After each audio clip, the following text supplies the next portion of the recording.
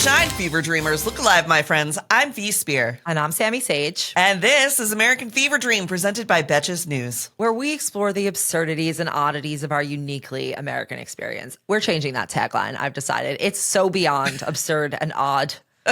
Although the things we will discuss will be absurd and odd, we assure you, but it's so beyond that at this point. It's spooky out there, for sure. I mean, even as we're trying to record this, just so you guys know, there's just so much going on that we just had to pick like 2 topics and stick to them. This could be a 24-hour live stream of chaos. First of all, these episodes are now on YouTube. So if you want to see facial expressions and all, and also we may have a little visual surprise at the end of this episode, sort of like a consolation prize for everything that's going on.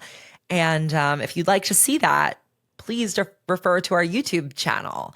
And yeah, this could be an entire crazy episode that we could just be live streaming the craziness. Right now we're recording, it's Monday at noon, and I was just tuning in to the Trump-Bukele meeting in the Oval Office, which is gilded, one might say. I'm very worried about what this week will bring because we've sort of danced around, are we in a constitutional crisis or not? We have been, but certainly the direct defiance of the executive branch against the legislative branch or the judicial branch, Trump defying the Supreme Court on bringing that Maryland father back from the El Salvador prison is like, you can't get around that. That is a constitutional crisis textbook, just by the letter. And it's really scary. That he's now sitting in the Oval Office saying Bukele is going to build more of these prison centers to send our most horrible criminals who are here illegally to, even though an immigration court had actually ruled that Garcia was in the United States legally. I was at the International Journalism Festival this past weekend in Italy, and I was talking this is like deep trad legacy media. This is not creators. I was like, me and Johnny Harris were the only super serious media people there. We're talking like academics, very high level, a lot of nonprofit newsrooms and international media again. And a lot of these international media, like Pulitzer Prize winners that typically go to this festival go with the intent of talking about like democracy around the world, free speech. And the 3 takeaways that I had were, 1, not-for-profit newsrooms are in extreme trouble because people are having difficulty funding them. And a lot of the money that was going towards some journalistic efforts across the world was funded by USAID, and they can no longer do that. Some of the journalists specifically cover like violence against women in emerging countries and whatnot, and that had to be cut. But the thing that really spooked me, I know I was saying before, like I'm a U.S. citizen, but I'm also a journalist. I'm also a high-profile figure when it comes to like social media. And if Trump was going to start messing with creators, he's, it's going to be someone like me or Harry Sisson or something, right? And so I was worried about coming back in through border control, even though I have a U.S. passport and I'm an American citizen. I didn't want to be questioned or scared or anything else. And when I was talking to other folks there who are professors or working professionals in traditional, serious media in the United States, they had said that many of their colleagues did not come to the festival this year because their immigration lawyers advised them that it wouldn't be a good idea, that they can't promise that something bad would happen to them. But the sheer fact that they report on the Trump administration and atrocities thereof and maybe hold a British passport or an Indian passport, but they're like a tenured professor at Columbia type thing for journalism, that very well could have become an issue for them at the border. So many of these voices were not represented because they were too afraid to, deal with Border Patrol at this point, even though they don't have a criminal history, they're just journalists. And I think that really gave me a lot of pause, just thinking about there are journalists at this event who are truly journalists in exile from their countries, their home countries, where they could no longer live because of political persecution. Some of them got exile and asylum in America. And now they could potentially be deported again back to the country they were exiled from because of the reporting that they do. And so I think, we say it's a fever dream and we try to make it light here, but I left that conference feeling very like stoic and very like, I want to spend some time reflecting on what does it mean to be a journalist in exile? What does it mean to be a part of a country that is silencing voices and that is, destroying storytelling and truth telling? Yeah, I think it's really scary. I mean, I'm really happy that you have made it back into the country. Well, I came in through Philly because I was like, okay, well, I have a good relationship with the governor of Philadelphia. So if anything happened, maybe I could text his office and be like, I'm being detained at the Philadelphia airport. And then luckily I didn't have any problems, but he did. Somebody broke into the governor's house and lit his home on fire yesterday. So it's just horrific.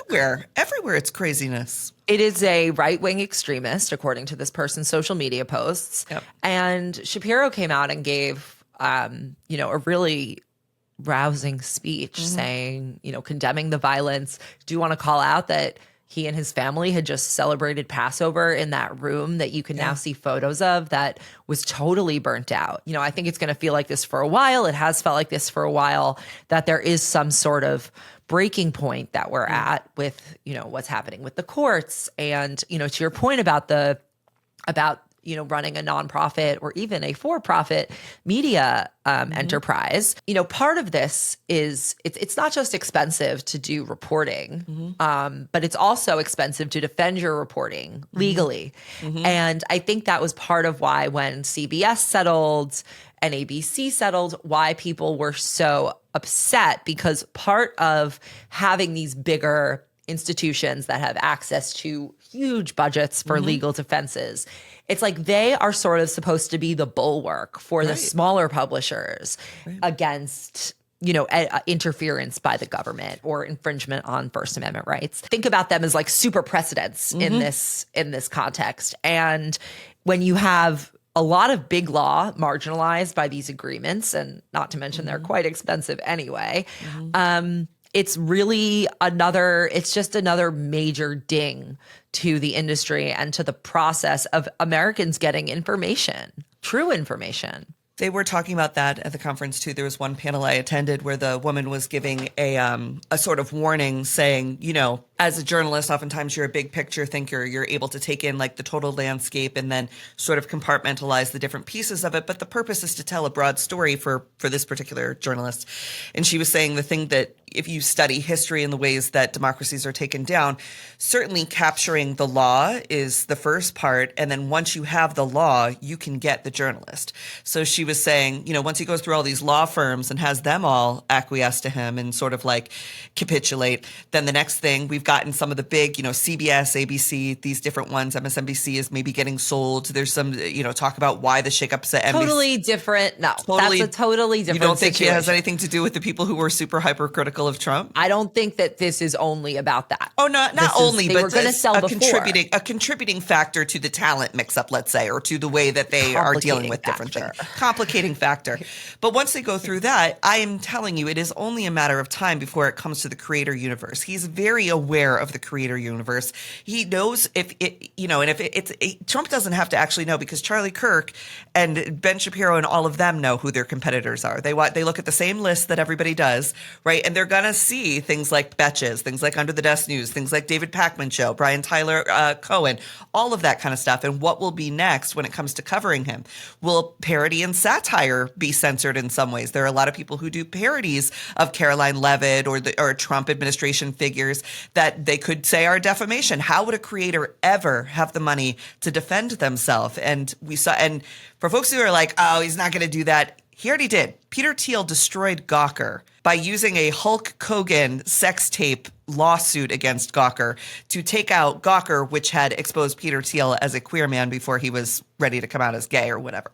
They have destroyed media companies before, and they do it in the courts with these extremely expensive lawsuits. So, and to say as a creator that it doesn't affect the things that you'll say or you'll do is a lie. It absolutely affects the entire industry of journalism and content creation. Yeah, I mean, I think that on some level, like, I personally am very careful with what I will say in terms of just, I try not to be flippant, but that was also something I was trying to do just as a person who's maturing and wants to takes the words out of their mouth more seriously. But, what's being reported is being reported. I'm not going to say this guy is, yellow, although sometimes it is yellow, I suppose, during the sunrise and the sunset.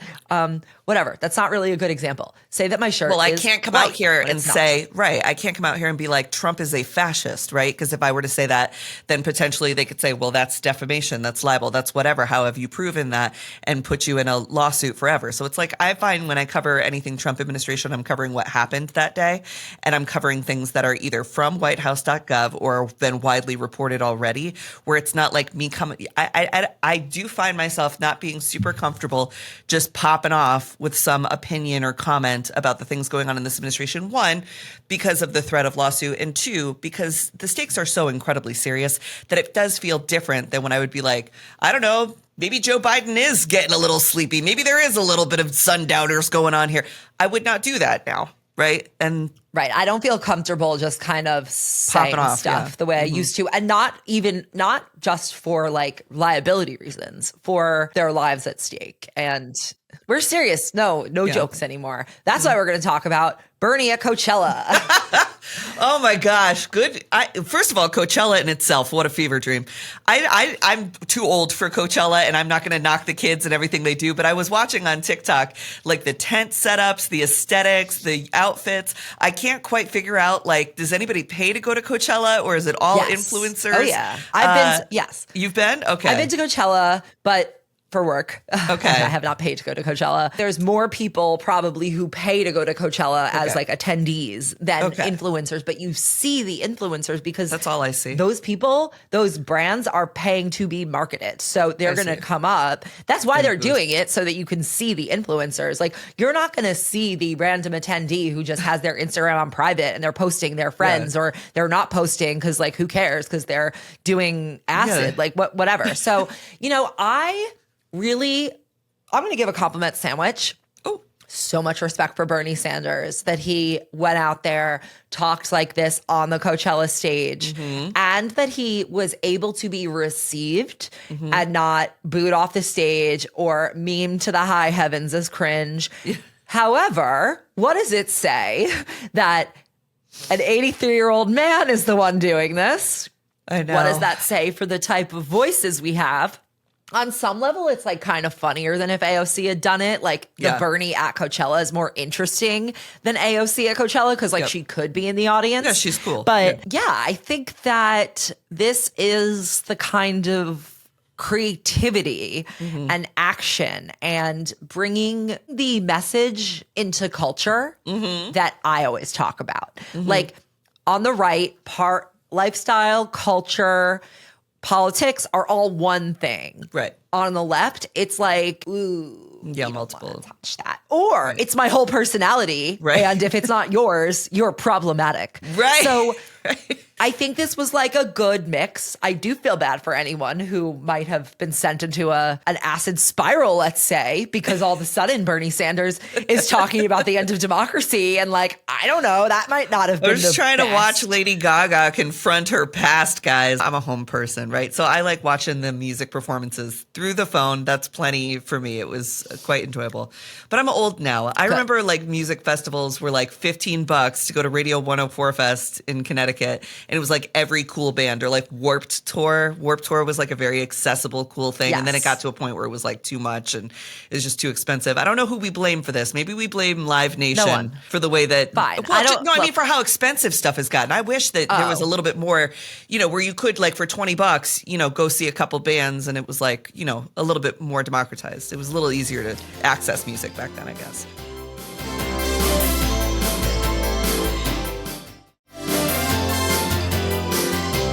But speaking of costs of things, we got to talk about something that I find quite interesting on a bunch of levels, which is the Chinese blowing up luxury production on TikTok. There's a new trend. Take it away. Here's the thing. I have spent the last 5 or 6 years saying that TikTok is not a Chinese propaganda tool, and there is no Chinese propaganda on there, and that people are smart and they wouldn't fall for it. And what did I say, And let me tell you, I don't feel that way today after this past weekend. I was like, well, the shoe has dropped, and I suppose perhaps there's a little Chinese propaganda. In A here, little. A wee. Yes. As I've said many times, Gen Z was just extremely interested in Nancy Pelosi's visit to Taiwan 3 years ago. I know. They were just naturally outraged by that. So here's what's going on TikTok if you're not over there.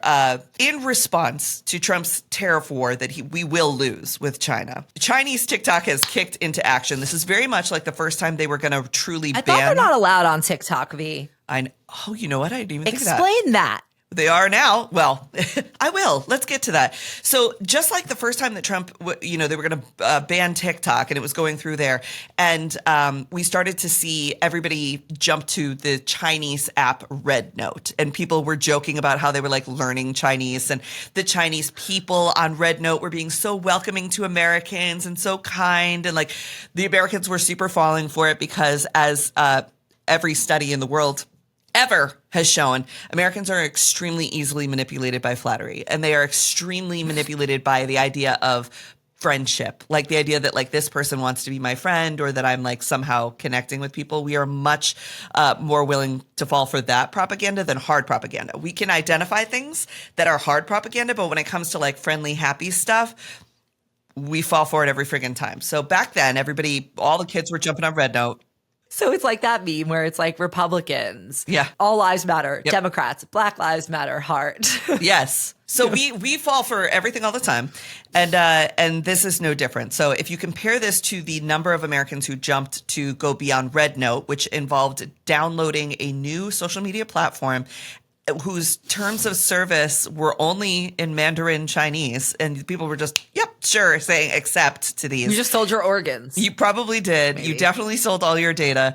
And you were definitely only interacting with a certain part of Chinese culture that you were allowed to, because folks need to remember, no matter how nice you think everybody's being on TikTok and Red Note, this is the PRC, okay? This is a communist country that does not allow general Chinese folks to interact with the outside public, especially European and Western cultures, okay? There is an iron curtain. There is a wall between what the government of China allows its people to see and what actually exists. So exactly, how are these Chinese people on TikTok when TikTok is banned in China? Potentially, allegedly, possibly, they're a part of the tens of millions of dollars campaign that China has admitted to putting forward that involves them allowing certain Chinese people to tell the truth about Chinese culture and the factories and the warehouses, and that they all make great money, and it's not a slumlord place, and it's not a sweatshop, and they're just these, sweet people who don't want the American public and Europeans to get duped into buying a $40,000 bag that they make for $3. The part where I was like, okay, how will I fact check this? Because people don't like when you correct them on something that they were having a lot of fun with. And I think a lot of the US-based TikTok is having a blast watching these Chinese creators take them through the Hermes factory, the Nike factory, the alleged Hermes and Nike factory, the alleged furniture factories, and then telling them, we're going to give you a pass to shop for free for 280 hours and I'll ship it directly to you and all this kind of stuff. None of that will happen. And also, in that particular case, there is no 280-hour shop-free visa available. That is, me and Jed spent the weekend fact-checking that. Both the person who is the creator in that video that has gone massively viral with something like 500 million views across how many times it got reposted is not a real person. AI? It is an AI person. And so it isn't even like a real person, a real Chinese person on TikTok. No. And this one happens is the person in this particular video, and we'll show you when we edit this, because I have the links to the different things. The person in this particular video, when you go to the profile, you will see that thousands of profiles are posting her video. But when you go to the profile, there's no other account there. They're like a freebooting account. Some of them, which is like where they just scrape content from everywhere, change the background of the video to make it appear that that person is somewhere else, change the voice, change the mouth, all of that. This person might be based on a real person, but this is not her real content, and it is not true. There is no 280-hour free pass to shop in China, wholesale prices that's just a straight up not true thing. Well, there are some true things about what they're saying. which is always successful propaganda, a mix of truth and lies, Right. which is about how the bags are made and how a lot of the components of luxury bags do come from China, and then the way that these luxury designers will get themselves to be able to be marketed as made in Italy or made in France is that they will be assembled in those countries. Right. And with the exception of Hermes, they are becoming increasingly cheaply manufactured. I will say that. There's an amazing count. I've talked about them a lot. It's at Tanner Leatherstein, and he goes through, he's like a leather expert, and he takes apart I've various seen him. bags of different price points, and he tells you like how much the material should cost and how much it costs in terms of the labor. Yeah. And here's the thing. It is true. You can get like restoration hardware dupes. Sure. For way cheaper. Like I have a friend who was trying to, you do have to order like a lot though. Like I have a friend who was trying to get worth. a bunch. Yeah, she was trying to get a bunch of my friends to do a dupe order for outdoor furniture because that shit's really expensive. Yeah. And ultimately we didn't do it because I'm like, I'll just get like the real furniture. Like I don't know if this is gonna be like real. Yeah. So it is possible. It's not like these are total lies in terms of how things are constructed and how much they really cost. However, for something to be, and this is where like the luxury status symbol comes in, and I have extensive thoughts on this. For something to be authentic, it has to go through those manufacturers' licensed production runs. Right. So they can they don't have to use like the same quality. It doesn't get the same quality checks. They can have, screw ups, defects or something on the goods. So it's like, yes, they can create the same good, quote unquote, but it's not actually going to be the real one. Right. Now, if you don't care about that, and some people don't, sure, then, go get your replica. However, I argue that someone who buys a replica bag of a designer actually cares more about the designer than the person who buys the real one. And I'm not saying that because it's in I don't care if anyone gets a replica bag, but if you could just spend that amount on like a nice, well-made, non-fake Dior bag, then you actually do care about the label more. And that's what I think is like so interesting, is that people are like, oh, this is the end of luxury. And I do feel like part of this could be some sort of like psyop to make people more angry at the elites and make people feel like we're just being ripped off. Like there were people who I saw saying like, I didn't know that like the guy who runs LVMH is one of the richest people in the world. I'm like, LVMH is a very stable company. Right. I mean, who knows with the tariffs, but like, how did people not know this? So my feeling is that it's like, it feels like it's being pushed to create like an anger and a change in the way people are thinking about consumption and who gets to take advantage of the spending. The reason is that this is so ripe for propagandizing, because there's already so much anger at the income inequality, and rightfully so. Well, that's what I want to remind people of, is that you are not speaking to the general Chinese public. You are speaking to creators that have been identified to create content on TikTok in a country that bans TikTok, right? So you are not just getting some random nice Chinese person who is humbly telling you that they feel bad that you have to deal with JD Vance and all this kind of stuff. That is part of the propaganda. And we do that here, right? There are people, the Tenet Media thing that happened where the Canadian company Tenet Media was getting tens of millions of dollars from Russia to buy content from people in the right-wing influencer media sphere. Now, those people say they didn't know it was Russian money, whatever. It is the same thing. We do it. Everybody does it. So what I want folks to just take away from this, and we did this deep dive on the Substack because USAID was this. Right. That's what USAID was. hesitated even to do this because when folks are having fun with something, I will become the bad guy for this, but this is just, we have to tell the truth even when it's not fun. What China is doing is incredibly impactful because their promise is not actually to help you as an American buy knockoff luxury goods for cheap. The purpose was to make you further distrust your government, make you feel like people in China who the American public has been taught to feel above now pity them and feel bad for them because you guys are so lied to. You live horrible lives. We don't have these problems here. One of the things in the propaganda videos I noticed is that they continue to say, we have a 5,000 year continuous tradition of our Chinese ways and the Americas can't even hold it together for 250 years.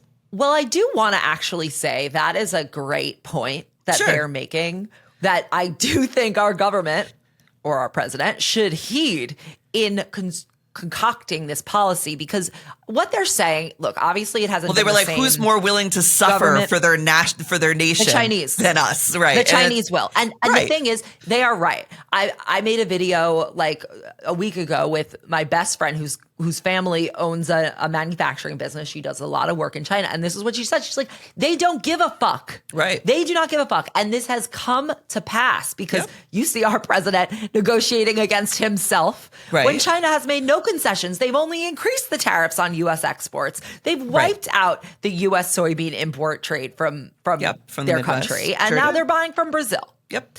The other thing is, so we have the videos that are like so fun of us all feeling like our Chinese spy is also, because they start some of the videos by using that TikTok language again. Hi, it's your Chinese spy. Actually, I work as a warehouse distributor and I want to help you. God, they're so good. They're so bad at this shit. They're so good. Next to those is a bunch of AI slop videos being produced by China that show when manufacturing comes back to America. Have you seen it? And it's like an Elon Musk kind of character. Oh my God. As a janitor. It's Donald Trump picking fruit, looking sad. It's like very overweight, stereotypical MAGA people. Sewing. It's like a finance guy in a Patagonia vest, like assembling an iPhone, because Howard Lutnick did indeed say, we're going to bring back the iPhone manufacturing here. We're going to be high school graduates screwing in the screws. No. We are never going to bring manufacturing back to the United States, not in the next 100 years, and that is because China did, we have some manufacturing, but not on this level. We have some manufacturing here. China's manufacturing far exceeds the abilities of truly us right now, right? They have the factories, they have the dyes, they have the robots, they have the space in rural China where they've like set up these factories, and they have structures of forced labor that hold a lot of this together. And they also have some sort of craftsmanship that has been passed down, not just in China. You have this in Vietnam. Another thing my friend was saying, like one of the things she makes is hampers, like woven hampers. There are factories and families, like big families that pass down like this trade of basket weaving. Does anyone in America weave baskets? No. I'd like to find that. Are you going to do it at scale? Like, there is a reason that it's there and not here. Right. And I would say that we, as a country, especially the people who are driving this administration to wherever it's going, those are some of the people who have benefited the most from this arrangement. Yeah. So how is it that we are here chipping away at it day by day? At any rate, I think China is certainly winning the propaganda war. It's been very impactful. It's certainly widening the distrust with both what we consider to be a high quality product, what we value as wealth or society, and certainly with our government. And that is, you've got the propaganda happening online, and then you've got President Xi going to Vietnam and Cambodia in places today to say that he would like to rebroker trade and friendship with these countries because his goal is to wipe the United States out as a superpower. And certainly Trump could not be running us faster to that end if he tried. I mean, it's not great. Well, at least he gets a lot of compliments. How about that? I know. So flattering. He says he's waiting for President Xi to call him. He ain't calling you. You're going to be waiting. You'll be waiting by the phone like that girl who doesn't get asked to prom. He's just forever.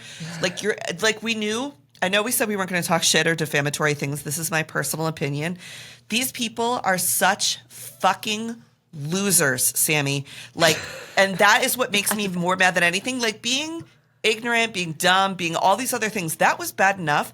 But the absolute incel, desperate, loser fucking energy is like maddening. And we have to break this fever at some point. I don't know when it's going to happen, but.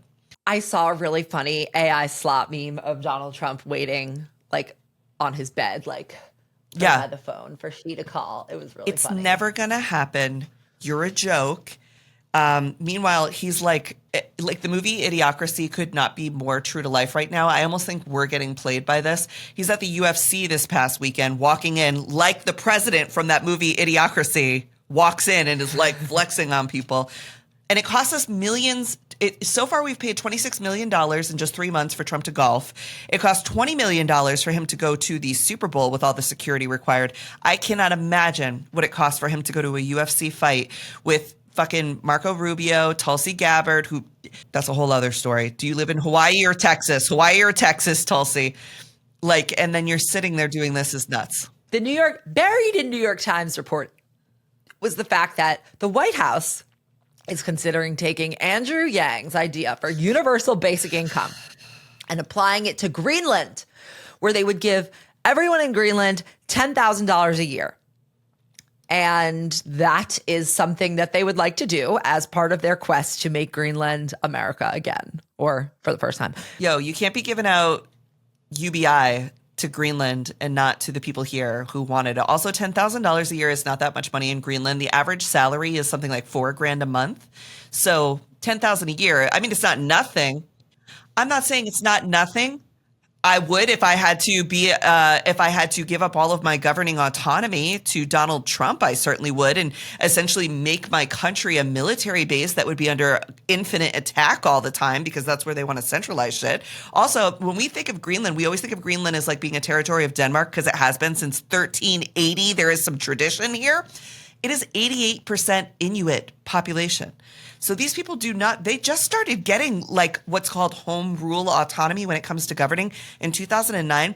$10,000 a year extra is like $200 a month extra or what. I'm not saying it's not nothing, but it's not enough to buy more than $200 a month extra. Well, with their the thing is, I think that it's just not enough to buy a country. I don't think there is a number.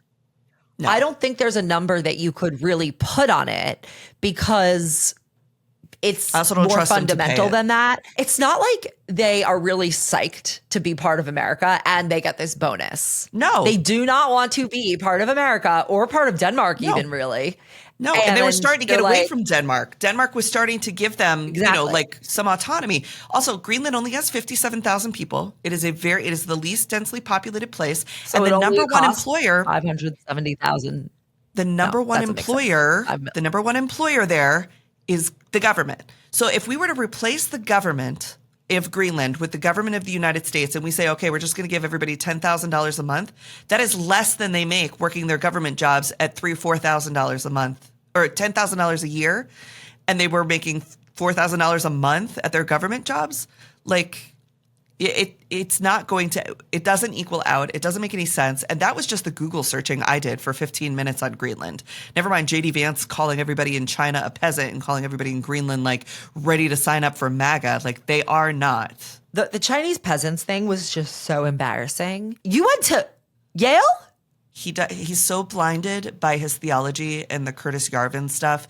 And I think he thinks it makes him sound tough. This is a man who got famous writing a book called Hillbilly Elegy and talking about growing up poor, now being like, we borrow money from Chinese peasants to buy products that Chinese peasants make. Like he thought he fucking ate with that. He thought that was like the greatest clapback in the world. It doesn't even make sense. Like, but the Greenland stuff, it's very ugly and it's again, very stupid. We already have a military base there.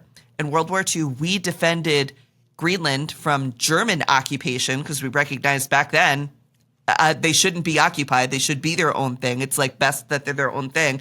They let us have the space base there. 200 troops are there. Like, leave it alone.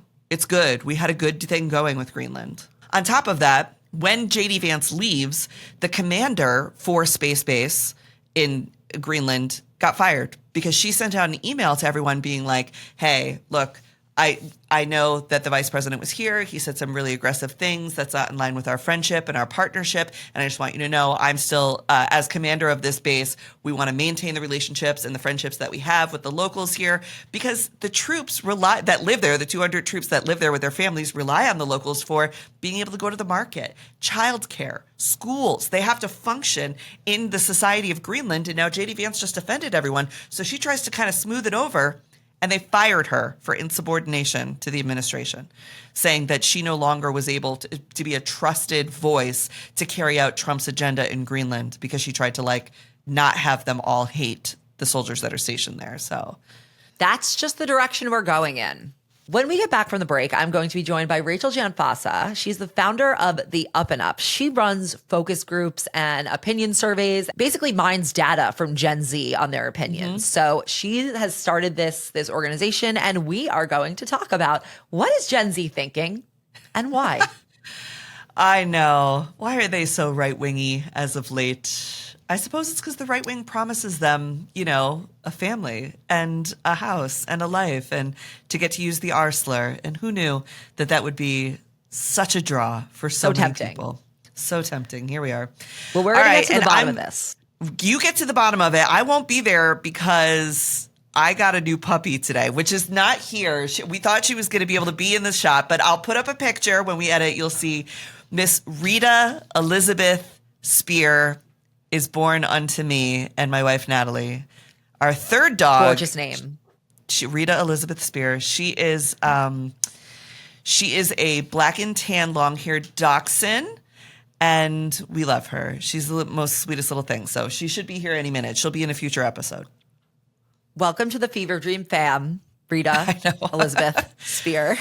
Yes, which we had to get because Dottie Ginger Snap Spear, our other dachshund, is a weirdo and she needs a friend. So we had to apparently dachshunds need to be, if you're a dachshund owner, write in and let me know if I'm right on this or if my wife just duped me into getting a second dog. But apparently they need a partner. I think they do better in pairs. I've only ever seen people have 2 to 5 dachshunds at a time. So we'll see. Well, now you're going to be one of them.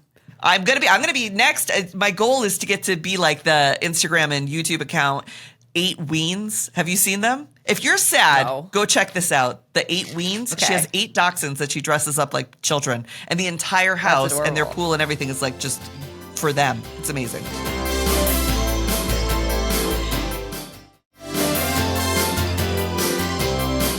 Welcome to American Fever Dream, Rachel. Thank you so much for having me, Sammy. I'm excited to be here. Of course. I'm very excited to chat with you. We've already chatted offline. I think what you're doing is so interesting. So basically, I guess maybe it's easier for you to tell everyone what you're doing, and then we can talk through some of your findings. And, people are always wanting to demystify the youths, and you are there to do that for us.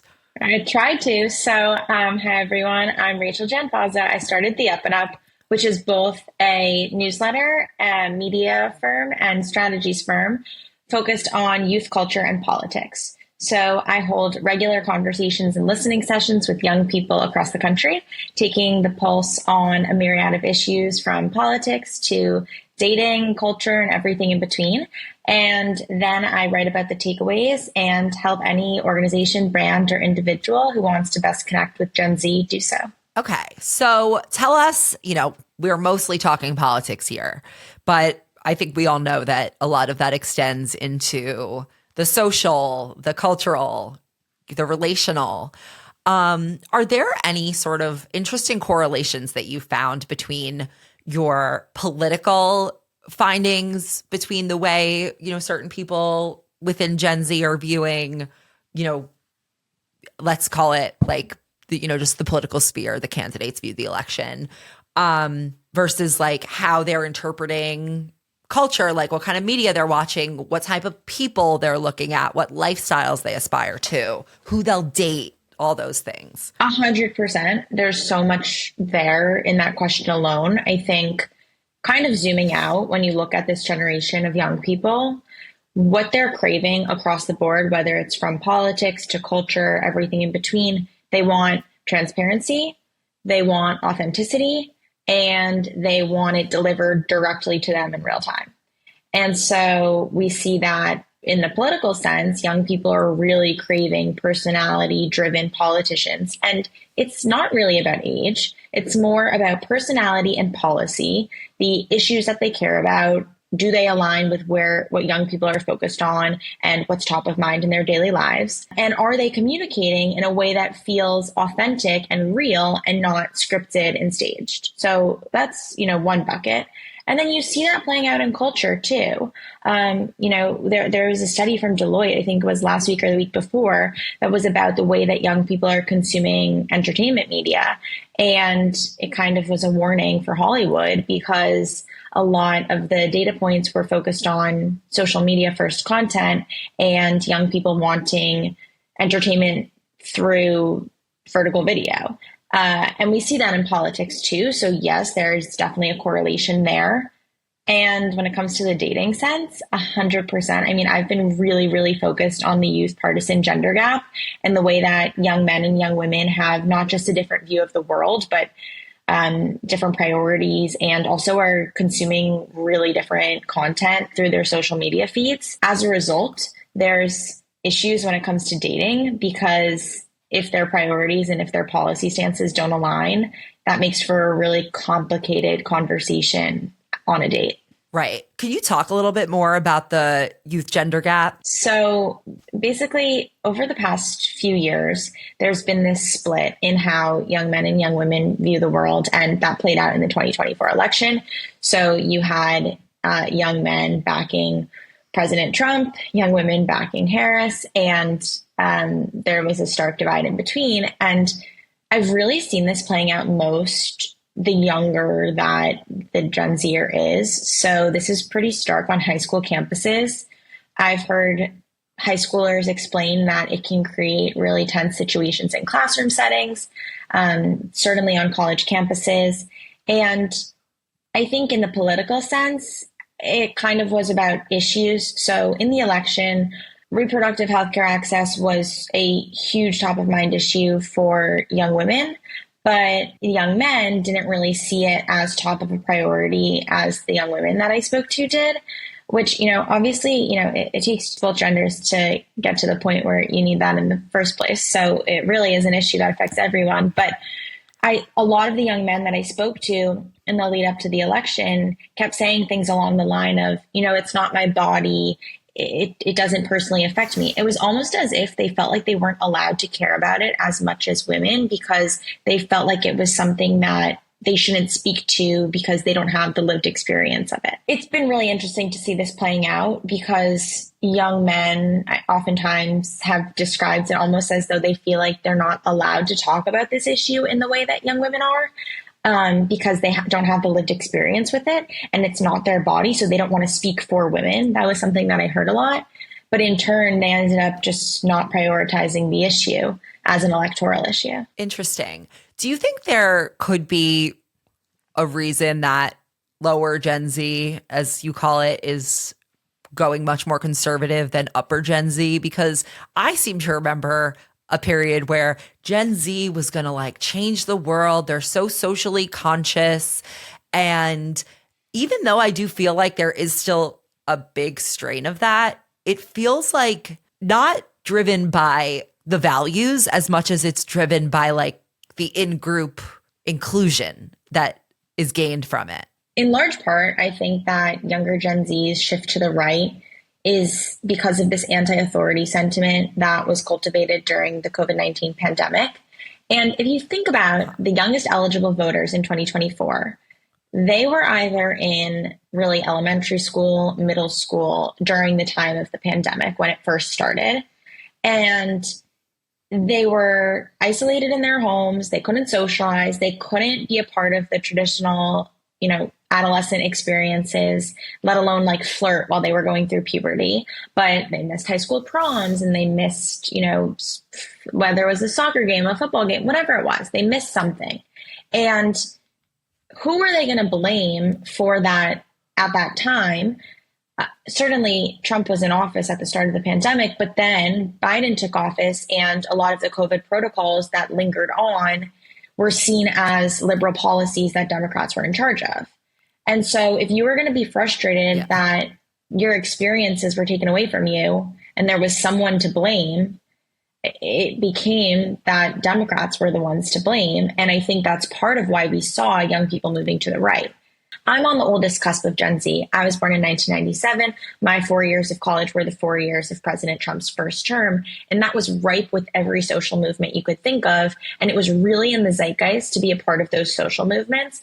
And a lot of it was anti-Trump. And he was the one in office. He was the one in charge. And it was, at the time, it was seen as anti-authority to be a part of the anti-Trump resistance. Fast forward, you then have 4 years of Biden in office, where that same sort of ethos of like against the system, anti the one who's in office, who was the one in office? It was Biden. So it was kind of a mix of both, I think, COVID, but also this lingering sentiment of like, it's necessary to fight against someone. It's just a matter of who that person is. Do you think that streak against authority, does that come from somewhere, that sort of like prioritization? Because I think you see this on the right and the left. I mean, I even feel this way. Like I'm not like an anti-establishment person by nature. Like I'm a little bit, idiosyncratic. I'll go against the grain. But like right now I find myself exceedingly frustrated by anything institutionalist.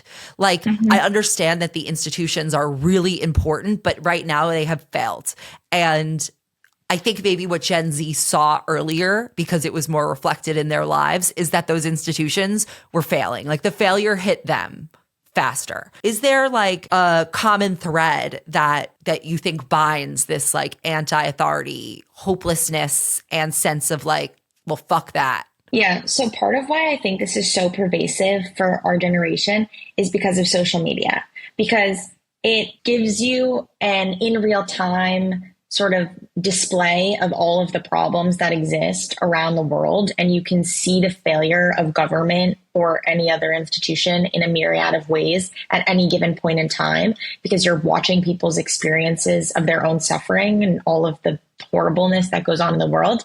At the same time, social media also breaks down this wall where you feel like you have more proximity to people in positions of power. And so I think it creates a fertile ground for criticism that was much harder in the past. Like in the past, in order to complain about something that an elected official was doing, you had to call their office or write a letter, maybe in years prior send an email. But now you can just literally go on social media and scream into the void about all of the problems that you are seeing unfold.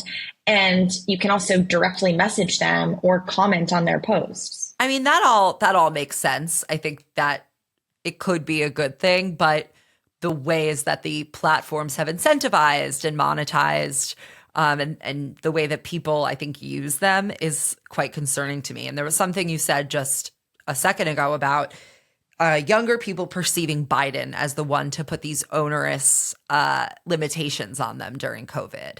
And while the Biden administration, I think, did take COVID pretty seriously, there are some who would say they didn't. The Trump administration was when all of those actual restrictions, when the world, quote unquote, was shut down. And that rebellion began while he was in office. And I just think that there's this sort of rewriting that happened. And it makes me think that like, it reminds me of this resistance to like facts in some ways. Like if people are not really reading, they're not fact checking, they don't trust sources. Like you mentioned this, that people really blamed Biden for shutting the world down. Do you find that there's sort of a resistance to being corrected on a fact that might be driving someone's opinion? Like, or are people super dug in because of where they're getting their information that like you can't deconstruct the whole worldview with one correction? Yeah. So I think a lot of this boils down to the way that people are consuming information. And this is part of the frustration writ large with the system, is because it's kind of this self-fulfilling prophecy. And also when your entire news feed is saying the same things that you are, it just sort of is a cycle. Or you start to believe or espouse a certain worldview because that's the information that you're consuming. And so it just sort of starts to make sense when it's the only perspective you're hearing.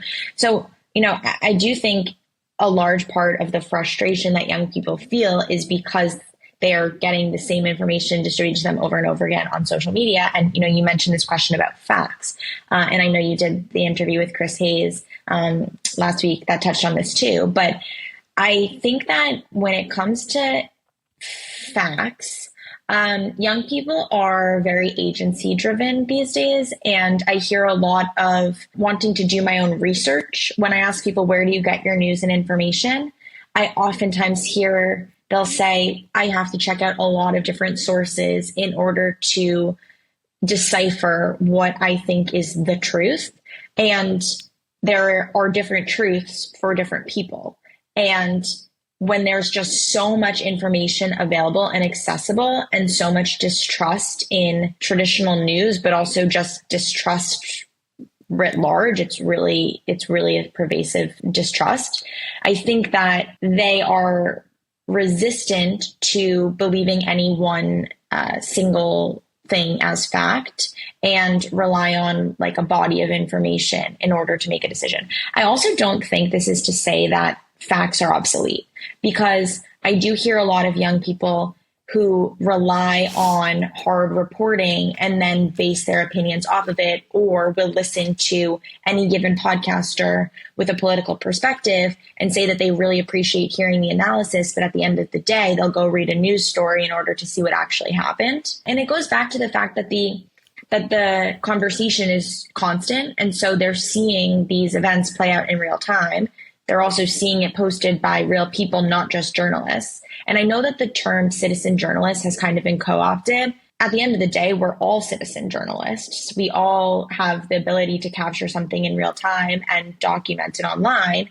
And that has changed the calculus of sort of who gets to deliver the news and facts. I totally take the point about citizen journalists, and I think you can obviously see things that are shared, and that's a good thing. That George Floyd's video was able to be shared, just like kind of the classic example. Is there any point at which people acknowledge like there could be manipulation here? Not with something like that, but like that casually, like there could be casual manipulation and propaganda strategies or greater, I do feel like people are aware of psyops, but they're not, it's at the end of the day, it sounds like what you're saying is that people kind of decide for themselves, and you don't know where people are going to come out with that decision of what the truth is, because you don't know what they're going to read and what has been implanted in their brain by RFK Jr. or whoever the hell is talking to them. So are people really equipped to be judging this? I mean, the other thing that your question just made me think of is there's just so much skepticism too. And when anyone sees, not anyone, but I've heard of many people, when they see an image, they'll go, is that really real? Because we've kind of been conditioned to not believe the things that we see because there's just so much mis and disinformation. And also now AI generated images where it's like, it might actually not be real. Do you see around North Carolina, like when the Hurricane Helene what happened in North Carolina, there was like that image of someone on a boat, like a kid holding like a stuffed animal, and it wasn't real. And people knew it wasn't real. And they were saying like, I don't care that it's not real. Like, this is how I feel. It's expressing something for me. Yeah, I didn't see that exact example, but I can see where you're coming from with that. And I think that it goes back to the earlier point we were discussing, where people believe what they want to believe and kind of discard things that don't confirm their bias. I will say that, I have to give the young people I speak to credit where credit is due, which is, I can't tell you how many times I've heard someone say to me that they are trying to fact check the stories that they read and do their own research, because there's just so much skepticism, and they do want facts. They do want traditional reported pieces of information. And so I think really, and I've actually spoken to this a lot with V about this, is we did a Substack Live on this, where they said that it's not the message that's broken, it's the messenger. And so people at the end of the day still need facts and reported content, but the delivery of the information is what needed or needs to be changed. And when you start having super opinionated people delivering the quote unquote facts, I think it kind of, is potentially ripe for the start of mis and disinformation in a way that changes young people's perspective of the truth writ large.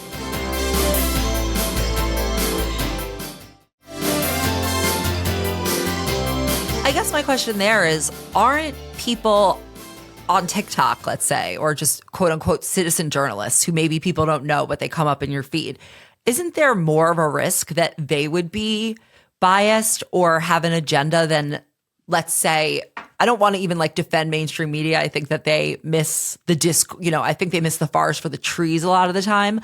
But there is something to the fact that they can't say things on air legally that aren't meeting some standard of reality. So, V and I both use real, quote unquote, mainstream reporting because we know that they're standing on some sort of legal standard and they have liability and they're going to be careful about that. My question, I guess, is it depends. Obviously, everything, every type of article or piece is different, but are people aware that the person who's talking to you online can also be just as biased? And I'm not saying I'm not either. I'm one of those people also. So definitely. I think people are really aware of individual personalities' biases, but I think the sort of distinction is that they also believe that the traditional journalists are just as biased, even if they try to not disclose that bias, or even if they try to hide it, or are asked to hide it because they work at a company that is supposed to be straight down the middle. And so because there's this new world understanding, I guess, that everyone has their own perspective and everyone has their own sort of, lens with which they view the world. It's almost like the act of trying to stay down the middle just feels so impossible to a young news consumer that they're more open to hearing from someone who just states their bias straight up. Question for you personally, as the one speaking to your peers in a lot of cases or near peers, how do you check your own biases when you're surveying people or speaking to them, or how do you, I guess, kind of decide how to foster conversation while not taking it in a particular direction? Yeah, it's such a good question and it's hard.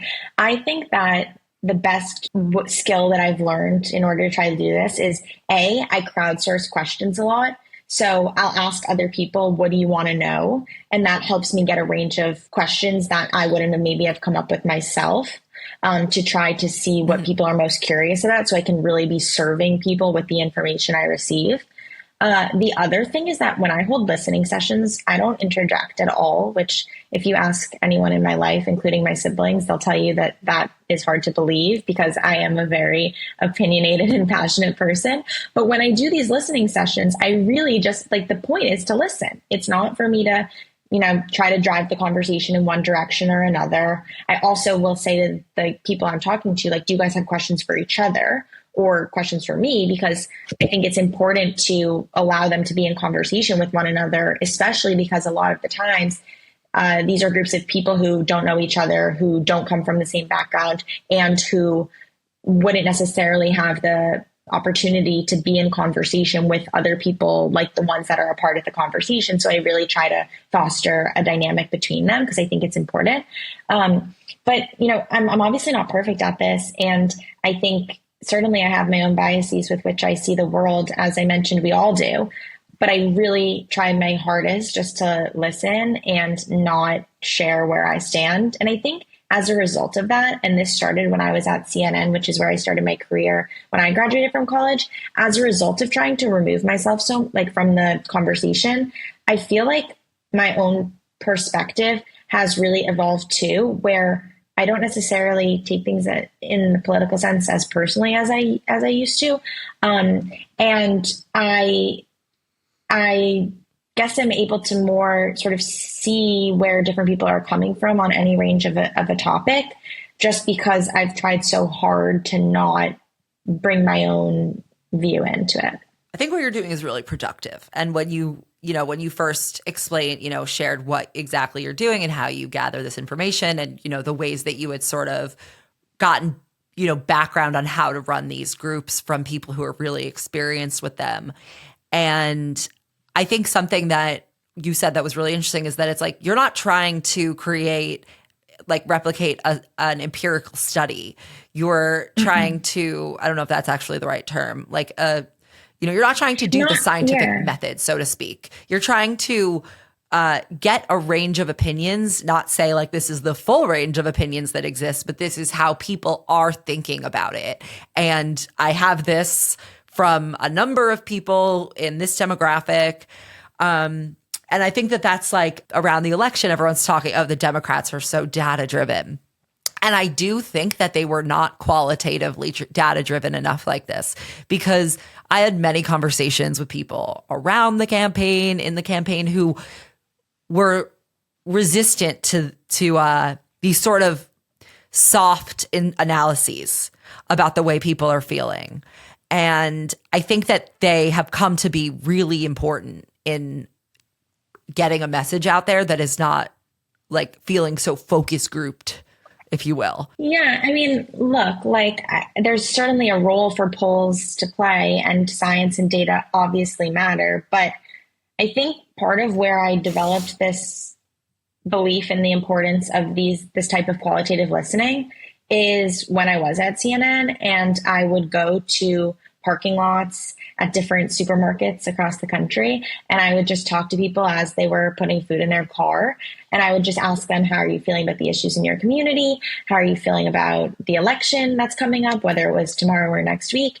And you learn so much by just being there in someone's community, asking them these questions that I think, these people aren't necessarily answering the phone for a poll. If you're a young person, you don't even have a landline phone to answer. So it takes going to college campuses, all types of college campuses, not just, a select few, and going to community centers and going to bars and waiting online at concerts and things like that to try to really get a range of perspectives. And again, like you said, Sammy, I'm not trying to get every single young person's perspective or people always ask me how is this representative of the full youth electorate? And it's not, but it provides a window into the sentiment that is pervasive online and offline. Yeah, I think what you're saying about going into people's communities and places that they're not going to pick up for a pollster. They're not going to be at the exit poll.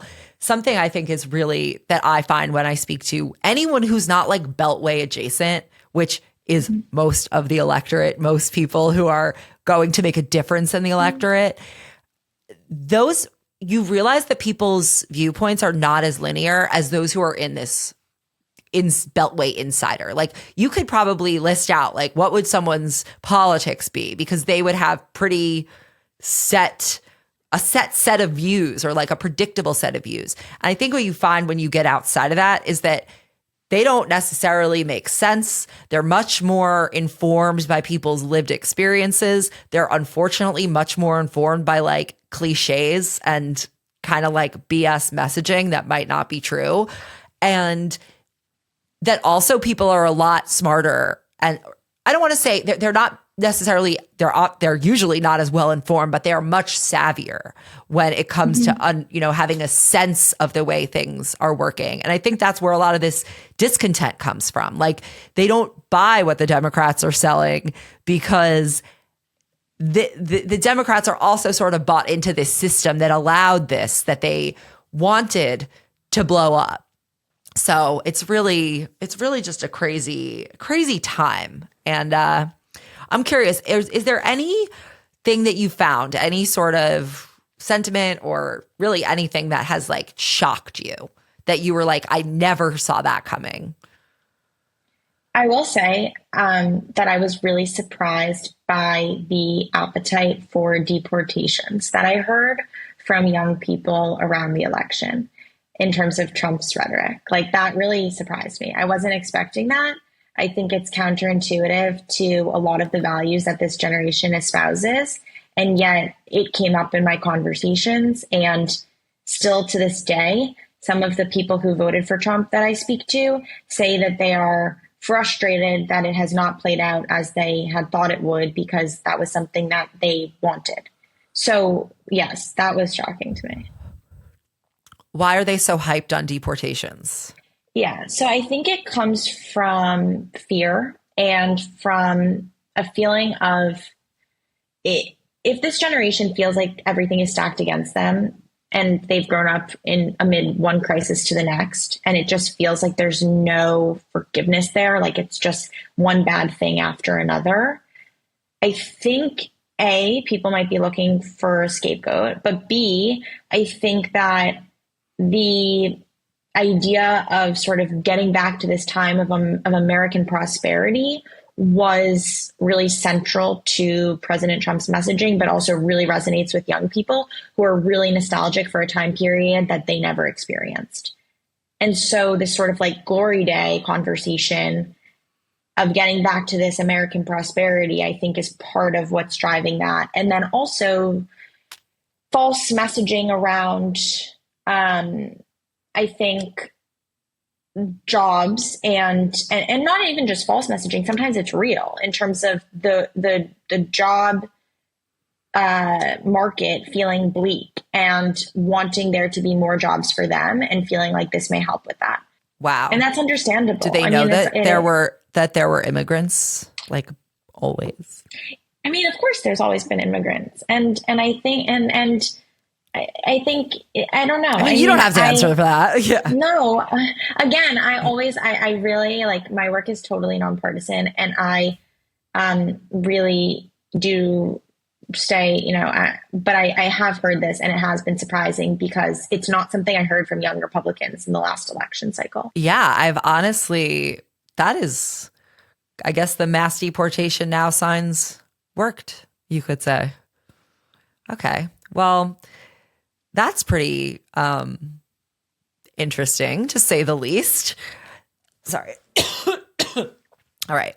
Well, thank you so much, Rachel. This has been so enlightening, and I would love to have you back to talk about things anytime you have really interesting findings, or you complete a new group and there's something that you think would be interesting to this audience. We would love to hear about it because I think you are just doing some really, really interesting and important work, and appreciate you sharing it with us. Thank you, Sammy. Thank you for having me. I always love listening. And if any of your listeners have questions they want to know about Gen Z too, they can definitely let you know, and I'll try to look into that. And everyone should subscribe to the Up and Up newsletter. It's on Substack, easy to find, and you won't regret that. So thank you so much, Rachel. Thank you.